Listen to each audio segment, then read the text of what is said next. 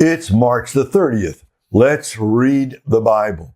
Hey friends, today we come to the end of the book of Joshua. This is, of course, a one-year journey from Genesis to Revelation in 1 year. We are near the end of March. We have already done Genesis, Exodus, Leviticus, Numbers, Deuteronomy, Gospel of Matthew, Gospel of Mark, and the first 30 Psalms. So here we are at the end of the book of Joshua. Let me remind you about the outline for this book. This is about how God kept his promise to the people of God to bring them into their own homeland, their own promised land. Chapters 1 through 12, taking the land. Chapters 13 through 22, settling the land. Chapters 23 and 24, keeping the land. They had to take it, they had to settle it, they had to keep it, they had to fight, they had to move, and they had to obey. If they wanted to stay in the land with God's blessings, they must obey the Lord. So today, chapters 22, 23, and 24, we're past all those names, the city names, the place names that we have had the last several days. Now we're coming to this. Chapter 22, there is one final problem. It's a problem between the tribes to the east of the Jordan River, the tribe of Reuben, the tribe of Gad, and the half-tribe of Manasseh, and the other tribes on the west side of the Jordan River. There's a serious misunderstanding that threatens to blow up the assembled tribes, threatens to separate what God is putting together. That's chapter 22. Chapter 23, we have Joshua's final words to the leaders. In chapter 24, Joshua's final words, he's now a very old man, his final words to the nation. So let's pick it up with a budding problem, a serious issue. Joshua 22. Joshua summoned the Reubenites, Gadites, and half the tribe of Manasseh and told them, "You have done everything the Lord's servant Moses commanded you and have obeyed me in everything I commanded you. You have not deserted your brothers even once this whole time, but have carried out the requirement of the command of the Lord your God. Now that he has given your brothers rest, just as he promised them, return to your homes on the east side of the Jordan in your own land that Moses, the Lord's servant, gave you across the Jordan. Only be careful to obey the command and instruction that Moses, the Lord's servant, gave you, to love the Lord your God, to walk in all his ways, keep his commands, be loyal to him, and serve him with all your heart and all your soul." Joshua blessed them and sent them on their way, and they went to their homes. Moses had given territory to half the tribe of Manasseh and Bashan, but Joshua had given territory to the other half with their brothers on the west side of the Jordan. When Joshua sent them to their homes and blessed them, he said, "Return to your homes with great wealth, a large number of cattle and silver, gold, bronze, iron, and a large quantity of clothing. Share the spoil of your enemies with your brothers." The Reubenites, Gadites, and half the tribe of Manasseh left the Israelites at Shiloh in the land of Canaan to return to their own land of Gilead, which they took possession of according to the Lord's command through Moses. When they came to the region of the Jordan in the land of Canaan, the Reubenites, Gadites, and half the tribe of Manasseh built a large, impressive altar there by the Jordan. Then the Israelites heard it and said, "Look, the Reubenites, Gadites, and half the tribe of Manasseh have built an altar on the frontier of the land of Canaan at the region of the Jordan on the Israelite side." When the Israelites heard this, the entire Israelite community assembled at Shiloh to go to war against them. The Israelites sent Phinehas, son of Eleazar the priest, to the Reubenites, Gadites, and half the tribe of Manasseh in the land of Gilead. They sent 10 leaders with him, one family leader for each tribe of Israel. All of them were heads of their ancestral families among the clans of Israel. They went to the Reubenites, Gadites, and half the tribe of Manasseh in the land of Gilead and told them, "This is what the Lord's entire community says. What is this treachery you have committed today against the Lord, the God of Israel, by turning away from the Lord and building an altar for yourselves, so that you are in rebellion against the Lord today? Wasn't the iniquity of Peor, which brought a plague on the Lord's community, enough for us? We have not cleansed ourselves from it even to this day. And now, would you turn away from the Lord? If you rebel against the Lord today, tomorrow he will be angry with the entire community of Israel. But if the land you possess is defiled, cross over to the land the Lord possesses where the Lord's tabernacle stands and take possession of it among us. But don't rebel against the Lord or against us by building for yourselves an altar other than the altar of the Lord our God. Wasn't Achan, son of Zerah, unfaithful regarding what was set apart for destruction, bringing wrath on the entire community of Israel? He was not the only one who perished because of his iniquity. The Reubenites, Gadites, and half the tribe of Manasseh answered the heads of the Israelite clans, the mighty one, God, the Lord, the mighty one, God, the Lord. He knows, and may Israel also know. Do not spare us today, if it was in rebellion or treachery against the Lord that we have built for ourselves an altar to turn away from him. May the Lord himself hold us accountable if we intended to offer burnt offerings and grain offerings on it, or to sacrifice fellowship offerings on it. We actually did this from a specific concern that in the future, your descendants might say to our descendants, what relationship do you have with the Lord, the God of Israel? For the Lord has made the Jordan a border between us and you descendants of Reuben and Gad. You have no share in the Lord. So your descendants may cause our descendants to stop fearing the Lord. Therefore, we said, let's take action and build an altar for ourselves, not for burnt offering or sacrifice. Instead, it is to be a witness between us and you, and between the generations after us, so that we may carry out the worship of the Lord in his presence with our burnt offerings, sacrifices, and fellowship offerings. Then in the future, your descendants will not be able to say to our descendants, you have no share in the Lord. We thought that if they said this to us or to our generations in the future, we would reply, look at the replica of the Lord's altar that our ancestors made, not for burnt offering or sacrifice, but as a witness between us and you. We would never, ever rebel against the Lord or turn away from him today by building an altar for burnt offering, grain offering, or sacrifice other than the altar of the Lord our God, which is in front of his tabernacle.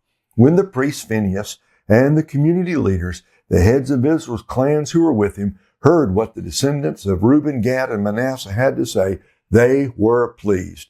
Phinehas, the son of Eleazar the priest, said to the descendants of Reuben, Gad, and Manasseh, today we know that the Lord is among us, because you have not committed this treachery against him. As a result, you have rescued the Israelites from the Lord's power. Then the priest Phinehas, son of Eleazar, and the leaders returned from the Reubenites and Gadites in the land of Gilead to the Israelites in the land of Canaan, and brought back a report to them.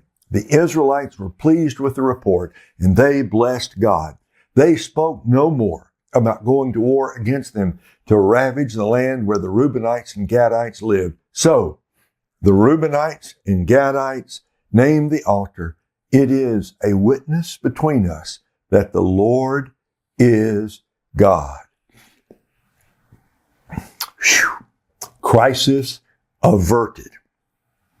Big misunderstanding that threatened to plunge the nation into war, but they talked it out, solved their problems, confessed their different concerns, worked it out. Now, chapter 23.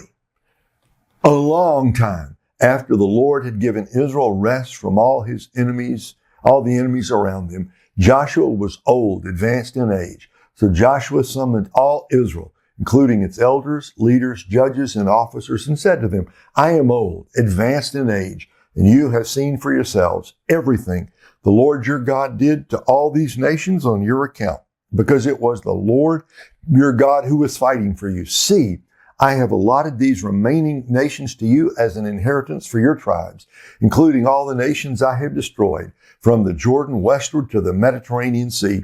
The Lord your God will force them back on your account and drive them out before you, so that you can take possession of their land as the Lord your God promised you. Be strong and continue obeying all that is written in the book of the law of Moses, so that you do not turn from it to the right or left, and so that you do not associate with these nations remaining among you. Do not call on the names of their gods or make an oath to them. Do not serve them or bow in worship to them. Instead, be loyal to the Lord your God as you have been to this day. The Lord has driven out great and powerful nations before you, and no one is able to stand against you to this day. One of you routed 1,000 because the Lord your God was fighting for you as he promised. So diligently watch yourselves. Love the Lord your God.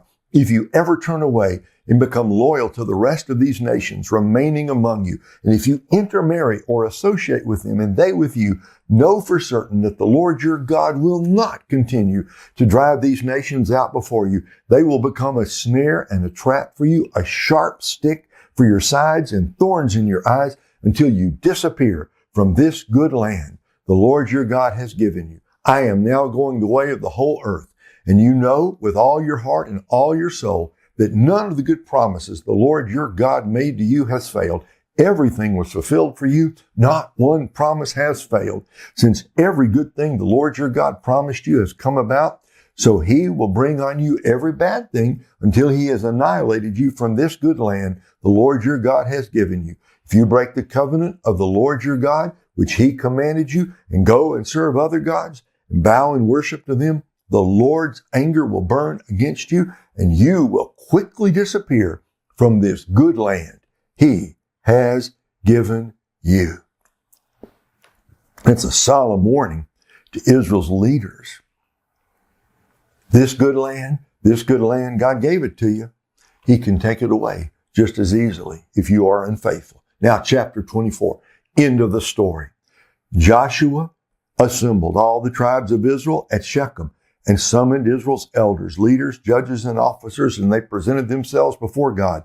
Joshua said to all the people, "This is what the Lord, the God of Israel, says. Long ago your ancestors, including Terah, the father of Abraham and Nahor, lived beyond the Euphrates River and worshipped other gods. But I took your father Abraham from the region beyond the Euphrates River, led him throughout the land of Canaan, and multiplied his descendants. I gave him Isaac, and to Isaac I gave Jacob and Esau. I gave the hill country of Seir to Esau as a possession. Jacob and his sons, however, went down to Egypt. I sent Moses and Aaron, and I defeated Egypt by what I did within it. And afterward, I brought you out. When I brought your ancestors out of Egypt, and you reached the Red Sea, the Egyptians pursued your ancestors with chariots and horsemen as far as the sea. Your ancestors cried out to the Lord, so he put darkness between you and the Egyptians and brought the sea over them, engulfing them. Your own eyes saw what I did to Egypt. After that, you lived in the wilderness a long time. Later, I brought you to the land of the Amorites who lived beyond the Jordan. They fought against you, but I handed them over to you. You possessed their land, and I annihilated them before you. Balak, son of Zippor, king of Moab, set out to fight against Israel. He sent for Balaam, son of Beor, to curse you, but I would not listen to Balaam. Instead, he repeatedly blessed you, and I rescued you from him. You then crossed the Jordan and came to Jericho. Jericho's citizens, as well as the Amorites, Perizzites, Canaanites, Hittites, Girgashites, Hivites, and Jebusites, fought against you, but I handed them over to you. I sent hornets ahead of you, and they drove out the 2 Amorite kings before you. It was not by your sword or bow. I gave you a land you did not labor for, and cities you did not build. Though you live in them, you are eating from vineyards and olive groves you did not plant. Therefore, fear the Lord and worship him in sincerity and truth. Get rid of the gods your ancestors worshiped beyond the Euphrates River and in Egypt, and worship the Lord. But if it doesn't please you to worship the Lord, choose for yourselves today, which will you worship? The gods your ancestors worshiped beyond the Euphrates River, or the gods of the Amorites in whose land you are living? As for me and my family, we will worship the Lord." The people replied, "We will certainly not abandon the Lord to worship other gods.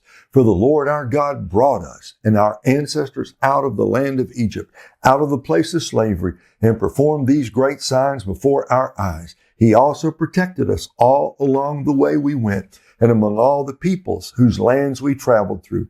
The Lord drove out before us all the peoples, including the Amorites who lived in the land. We too will worship the Lord because He is our God. But Joshua told the people, you will not be able to worship the Lord because He is a holy God. He is a jealous God. He will not forgive your transgressions and sins. If you abandon the Lord and worship foreign gods, He will turn against you, harm you, and completely destroy you after He has been good to you. No, the people answered Joshua, we will worship the Lord. Joshua then told the people, you are witnesses against yourselves, that you yourselves have chosen to worship the Lord. We are witnesses, they said. Then get rid of the foreign gods that are among you and turn your hearts to the Lord, the God of Israel. So the people said to Joshua, we will worship the Lord our God and obey Him. On that day, Joshua made a covenant for the people at Shechem and established a statute and ordinance for them. Joshua recorded these things in the book of the law of God. He also took a large stone and set it up there under the oak at the sanctuary of the Lord. And Joshua said to all the people, you see this stone? It will be a witness against us, and it will be a witness against you, so that you will not deny your God. Then Joshua sent the people away, each to his own inheritance. After these things, the Lord's servant, Joshua, son of Nun, died at the age of 110. They buried him in his allotted territory at Timnath-Serah, in the hill country of Ephraim, north of Mount Gaash. Israel worshiped the Lord throughout Joshua's lifetime and during the lifetimes of the elders who outlived Joshua and who had experienced all the works the Lord had done for Israel. Joseph's bones, which the Israelites had brought up from Egypt, were buried at Shechem in the parcel of land Jacob had purchased from the sons of Hamor, Shechem's father, for 100 pieces of silver. It was an inheritance for Joseph's descendants. And Eleazar, son of Aaron, died, and they buried him at Gibeah, which had been given to his son Phinehas in the hill country of Ephraim. And so ends the great book of Joshua. Finally, after all of it, it becomes very personal. I'm really struck. After all they've been through, after all of it, the people are still harboring foreign gods. They're claiming to worship the God of the Bible, the Lord God, and I'm sure they meant to. But Joshua says you got to get rid of the foreign gods. It's a good reminder not to be divided in your spiritual loyalties.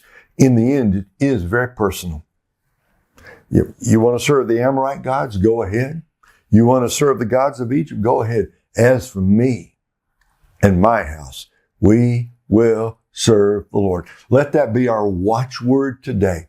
It doesn't matter what our friends do. We will serve the Lord. It doesn't matter what others may say. We will serve the Lord. It doesn't matter if members of our family, some of our friends, people we work with, people we go to school with, they don't understand us. It doesn't matter.